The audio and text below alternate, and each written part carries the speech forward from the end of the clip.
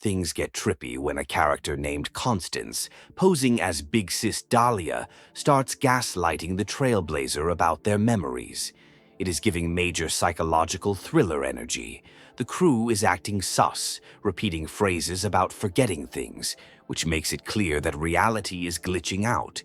It is the classic trope of unreliable narrators messing with your head.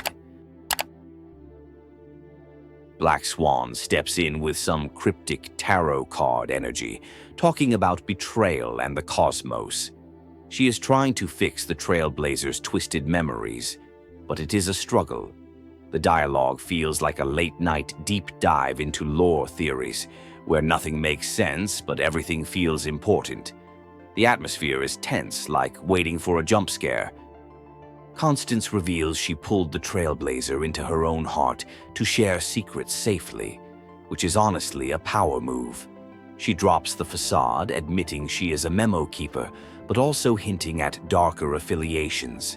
The scene feels intimate yet dangerous, like trusting the wrong person in a social deduction game. She is definitely the main character of this arc.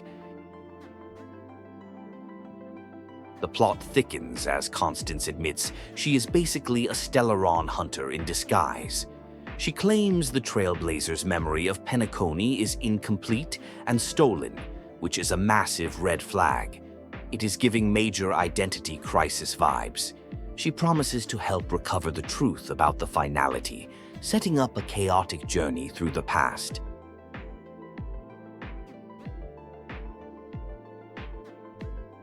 The flashback sequence starts, taking us back to the OG Penacony entrance. We see Aventurine and Sunday doing their usual scheming. It feels like rewatching a favorite season of a show, but noticing all the Easter eggs you missed the first time.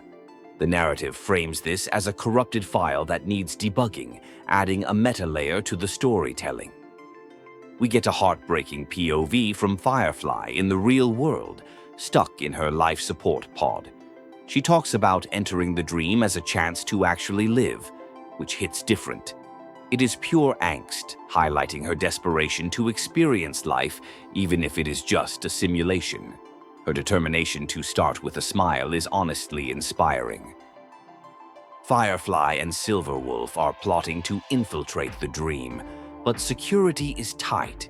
Silverwolf is acting like tech support, while Firefly is ready to go full Leroy Jenkins. The contrast between Firefly's reckless hope and Silverwolf's cynical pragmatism is hilarious. They are trying to hack the system, but the system is fighting back hard.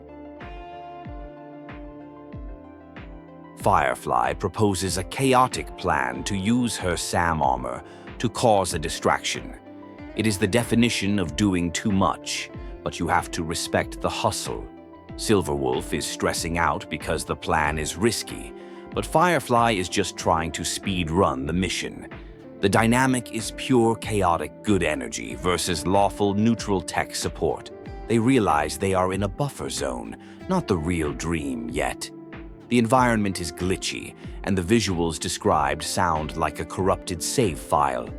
Firefly is trying to stay positive, but the reality of their situation is grim. It is like being stuck in a loading screen that never ends, and the anxiety is ramping up. Hi there. If you want to enjoy more gaming lore without grinding for 60 hours, hit that subscribe button. I do the grinding so you don't have to. Your support really helps the channel. Firefly starts blasting imaginary bugs, unleashing her inner mecha pilot. The combat feels visceral even in text, with Firefly going scorched earth on the enemies. It is a moment of pure catharsis, showing that even in a dream, she is not someone to mess with. She is literally setting the sea ablaze, which is such a mood. The scene shifts to a darker memory involving the Glamoth Iron Cavalry. We see the tragic backstory of Firefly's origins and the horrors of the swarm. It is heavy stuff, dealing with soldiers who are born to die. The emotional weight here is crushing, making Firefly's desire for a normal life understandable and heartbreaking. Constance guides the Trailblazer to another memory, this time focusing on Robin. We see the pop star struggling with the Harmony's influence and her brother's overprotectiveness. It is a look behind the curtain of celebrity life in Penacony. Robin is trying to keep it together, but the cracks are showing and the pressure is mounting. Sunday and Robin have a tense sibling moment. Sunday is trying to tune Robin like an instrument, which is super controlling. It highlights the creepy side of the family's power dynamics. Robin just wants to sing, but Sunday is treating her like a fragile doll. It is giving major gaslighting vibes wrapped in the guise of brotherly love. Robin confronts Sunday about his stress, showing she is more observant than he thinks. She wants to help investigate the threats to the festival, but he shuts her down. It is the classic trope of the capable younger sibling being sidelined. Robin's determination to uncover the truth despite her brother's warnings makes her a certified girl boss. Firefly gets caught by the Bloodhounds but is saved by Gallagher. The interaction is awkward but crucial, as Gallagher clearly knows more than he is letting on. He plays it cool, diffusing the situation with effortless charm. It is a reminder that in Penacony, even the bartenders are playing 4D chess with everyone's lives.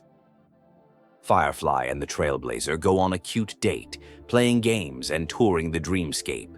It is a wholesome break from the chaos, full of soft moments. However, Firefly's internal monologue reveals she is running out of time. The contrast between the fun date and her impending doom creates a bittersweet atmosphere that hurts so good. Robin meets with Siobhan, trying to figure out why her voice is failing. Siobhan is supportive but realistic, hinting at deeper issues with the Harmony. Their friendship feels genuine in a world of fakes. Robin's resolve to answer questions with a song instead of words is poetic and shows her growth as an artist. We cut to a confrontation between Sunday and Sparkle, who is disguised as Robin. Sparkle is causing chaos just for the laughs, mocking Sunday's serious demeanor. It is a battle of wits, with Sparkle running circles around the serious head of the family. The dialogue is snappy and full of insults, making for great drama. Sparkle drops the act and starts roasting Sunday about his dead sister, which is absolutely savage. She is pushing all his buttons, exposing his grief and anger. It is a masterclass in psychological warfare. Sparkle's chaotic energy is terrifying because she clearly does not care about consequences, treating everyone's trauma like a joke. The scene shifts back to Firefly and the Trailblazer investigating the hotel. They are diving into the mystery of the watchmaker's legacy. The atmosphere is thick with tension as they realize they are being watched. It feels like a detective noir film, but with more neon lights and existential dread. They are getting close to a dangerous truth. Black Swan interferes, saving them from the meme monster, Death. However, her motives are sus as always. She is playing her own game, using the Trailblazer and Firefly as pawns. The encounter with the monster is intense, reminding everyone that the dreamscape is not safe. It is a wake-up call that stakes are real.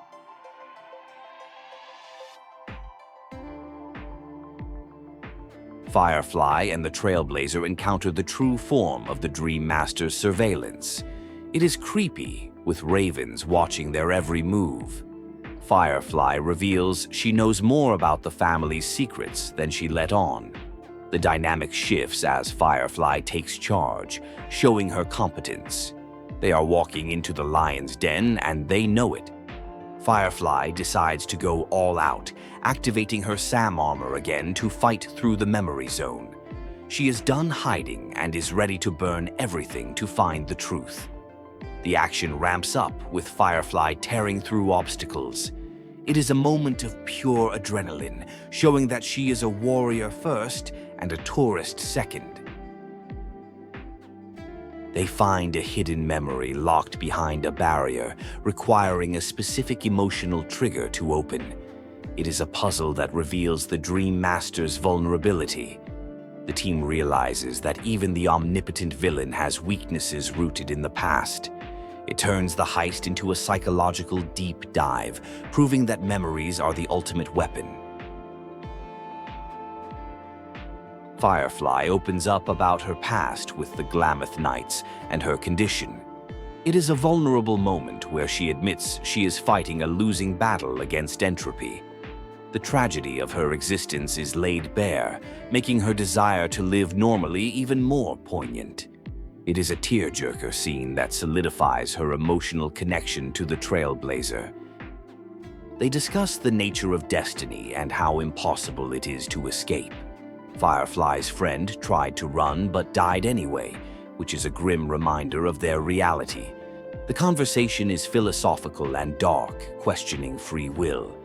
Despite the hopelessness, Firefly insists on giving her friend a proper burial, showing her enduring humanity.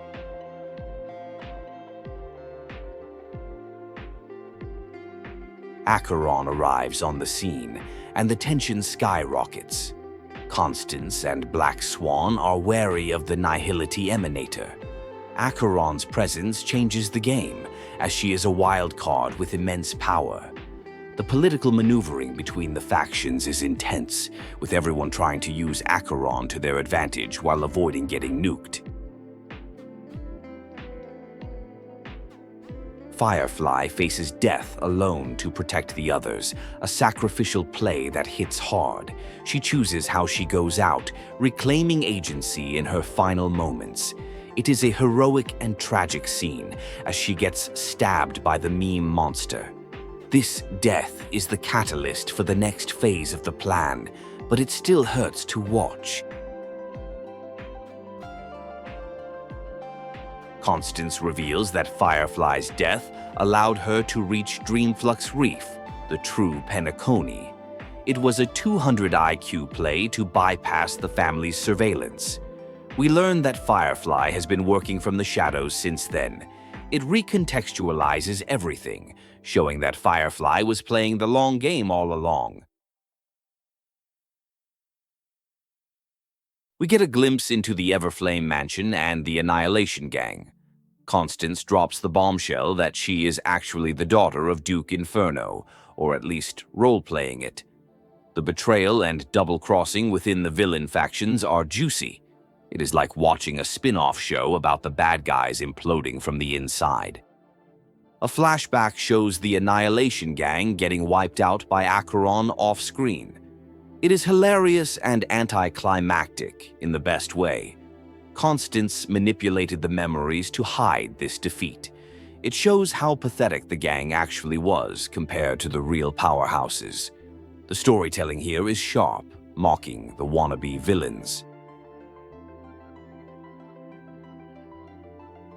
Constance and Black Swan have a sass-off. Constance admits she betrayed everyone, including her own father, because she is just built different. She claims she wants to see the destruction of memories. It is a villain monologue that is actually entertaining because she owns her chaotic nature. She is the ultimate agent of chaos. The narrative shifts to Robin arriving in Dreamflux Reef after her death. We see her confusion and eventual realization of the truth. It fills in the gaps of what happened to her during the main story. Robin's resilience is highlighted as she adapts to the gritty reality of the reef, far from the polished stage she is used to. Robin meets Firefly in the reef, and they form an unlikely alliance. They are both dead girls trying to save the world. The scene is quiet but impactful, showing two very different characters finding common ground.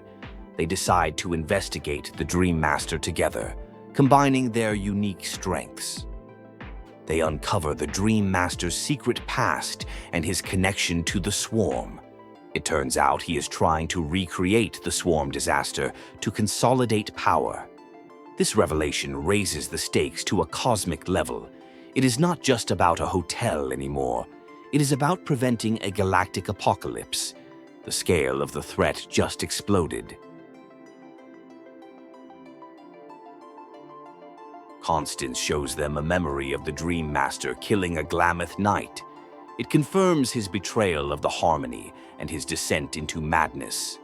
The visual of him burying his crimes is chilling. It provides the smoking gun they needed to prove his corruption. The villain's motivations are finally fully clear and fully evil. Firefly realizes the dead knight was her friend, adding a personal vendetta to the mission. She is not just saving the world, she is avenging her fallen comrade. The emotional stakes are raised, giving Firefly the push she needs to confront the Dream Master. It is a classic revenge setup that feels earned. Sparkle crashes the party again, revealing Constance's duplicity to Robin. It is a triple cross moment that leaves everyone confused. Sparkle is stirring the pot, exposing lies and forcing the characters to question who they can trust. It is chaotic, messy, and exactly what you expect when Sparkle is involved.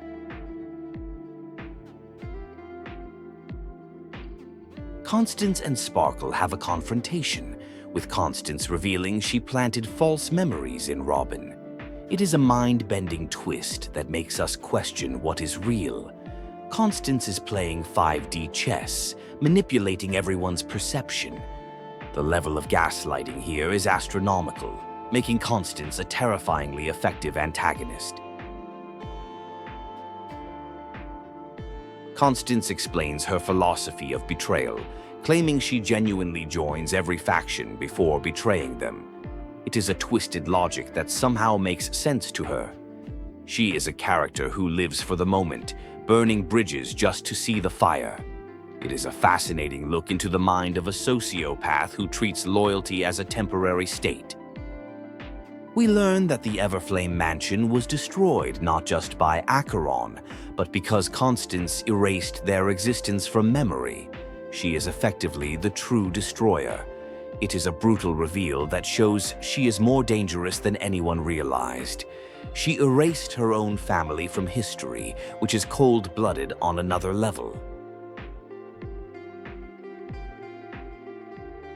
Aventurine shows up in the memory zone, having survived his own death.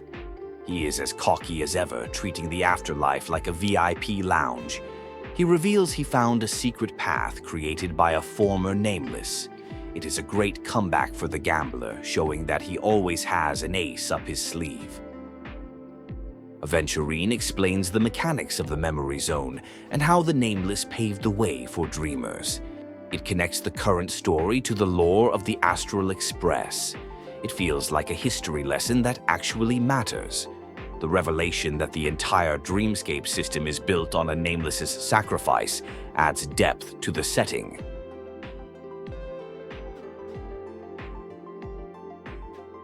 Constance reveals that the Dream Master has split himself into 4 divine laws to enact his plan. It is a magical girl-villain transformation, but horrifying. He has become a concept rather than a person, making him harder to kill. The team realizes they are fighting a system, not just a man. Constance explains how Firefly's journey was manipulated to lead her to this moment. Everything was a setup to use her as a catalyst for the swarm disaster. It is a devastating blow, realizing that her heroism was part of the villain's script. However, the team decides to flip the script, turning the trap into an opportunity. Firefly meets Sparkle in a hidden dream bubble, where Sparkle gives her the final piece of the puzzle. Sparkle is surprisingly helpful, though still annoying. She gives Firefly the coordinates to the best of times, setting up the endgame. It is a rare moment of cooperation, showing that even the fool wants to see how this story ends. Argenti makes a surprise appearance, saving Aventurine from the void. He is being his usual chivalrous self, praising the beauty of the situation. It is a hilarious deus ex machina that fits his character perfectly. The trio of Aventurine, Argenti, and the Trailblazer is a chaotic dream team we did not know we needed. The team prepares for the final showdown during the Charmony Festival. They realize they need to wake everyone up to defeat the Order. It is a classic power of friendship moment, but scaled up to a planetary level. The plan is to create a massive wake-up call that shatters the illusion once and for all, and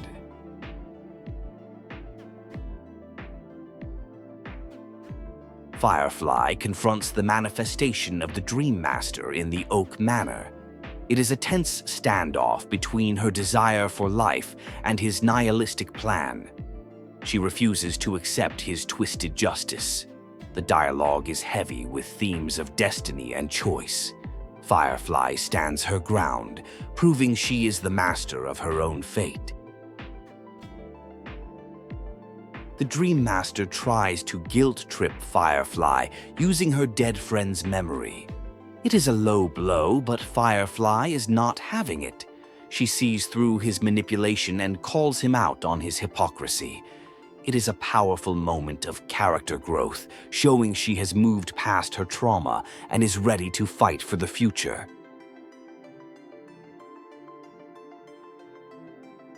We get a flashback of the Dream Master being punished by the family for his failures. It explains his motivation to use the Stellaron and the Swarm. He is a desperate man trying to claw back power. It humanizes him slightly, but mostly just shows how pathetic his grasp for control really is.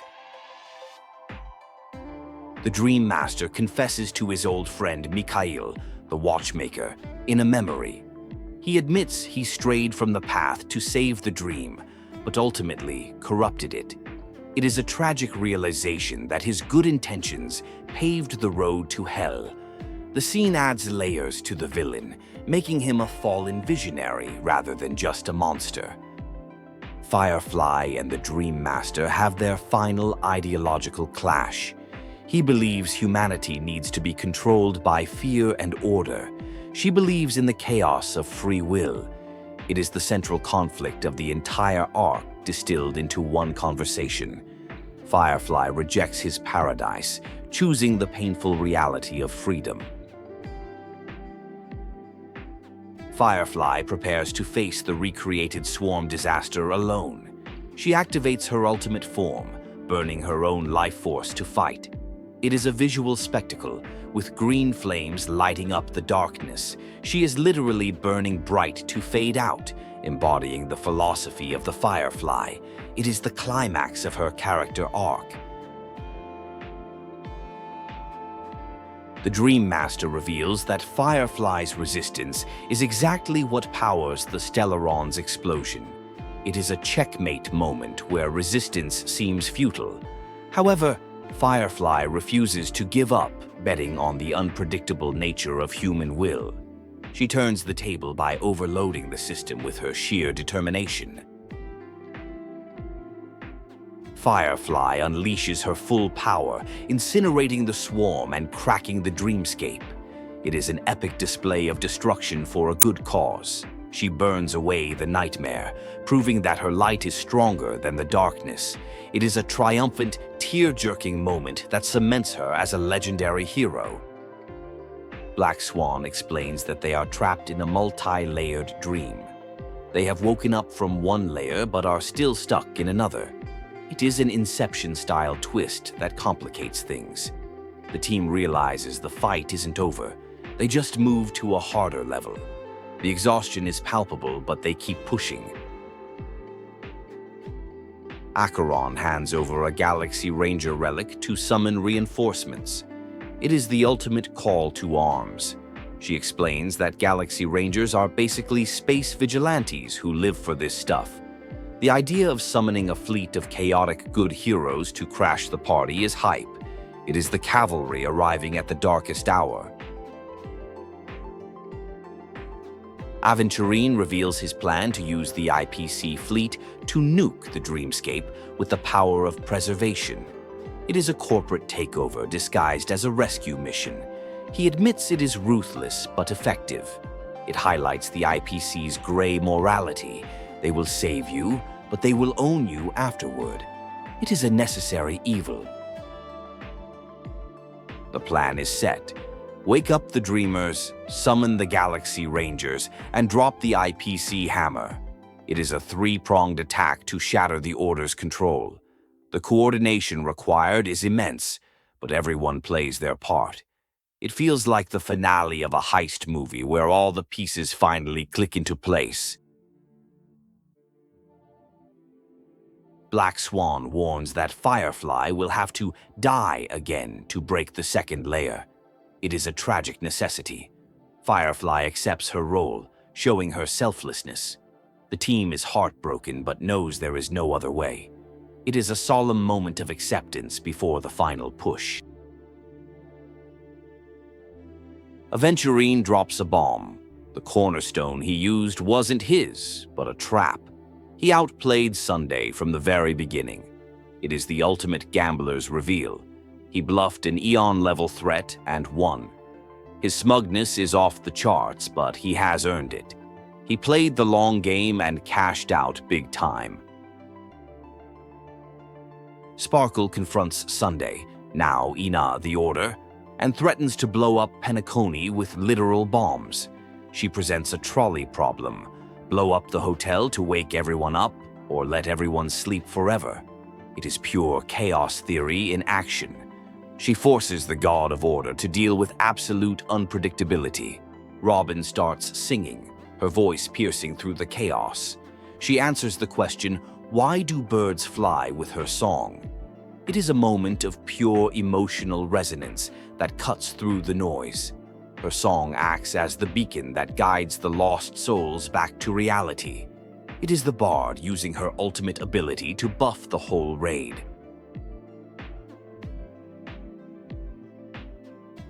The song resonates with the people, inspiring them to wake up. The power of the Order crumbles not because of bombs, but because people choose to wake up. It is a thematic victory of free will over enforced happiness. Robin's performance is the spiritual climax of the arc, proving art can change the world. Acheron and the Trailblazer have a final philosophical chat in the horizon of existence. They discuss the meaning of life and the nihility. Acheron encourages the Trailblazer to keep trailblazing. It is a quiet, reflective moment amidst the cosmic destruction. It feels like a passing of the torch and a lesson in finding meaning in nothingness. Firefly confronts her own destiny, refusing to be defined by her script. She rejects the idea that she can't be a normal girl. She claims her past scars are what make her who she is. It is a powerful affirmation of self-love and acceptance. She decides to live on her own terms, even if it defies the prophecy.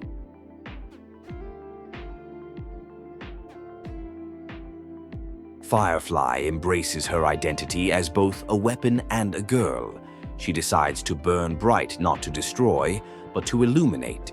She reclaims the name Firefly as a symbol of hope. It is a beautiful resolution to her identity crisis. She is no longer running from her fate. She is blazing a new trail through it. The final battle sequence plays out, a montage of all the factions striking at once. The Galaxy Rangers, the IPC, the Express, and the Stellaron Hunters all hit the Order simultaneously. It is a visual cacophony of special effects and epic moments. The collective will of the universe shatters the false paradise. Sunday admits defeat as his dream crumbles. He realizes that a dream imposed by a god is meaningless. He accepts that the future belongs to humanity. It is a graceful fall for the antagonist, who finally understands the flaw in his philosophy. The perfect weekends, and Monday finally comes.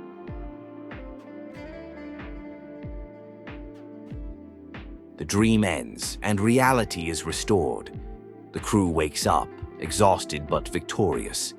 There is a sense of relief and accomplishment. They have saved the world again, but this time it feels more personal. The scars of the battle remain, but they are worn with pride. Penacony is free to dream its own dreams. Black Swan reveals the truth about Elio and the cat.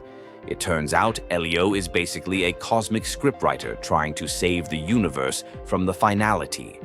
It is a lore dump that sets up the future of the game. The scope of the story expands, showing that Penacony was just one chapter in a much larger saga.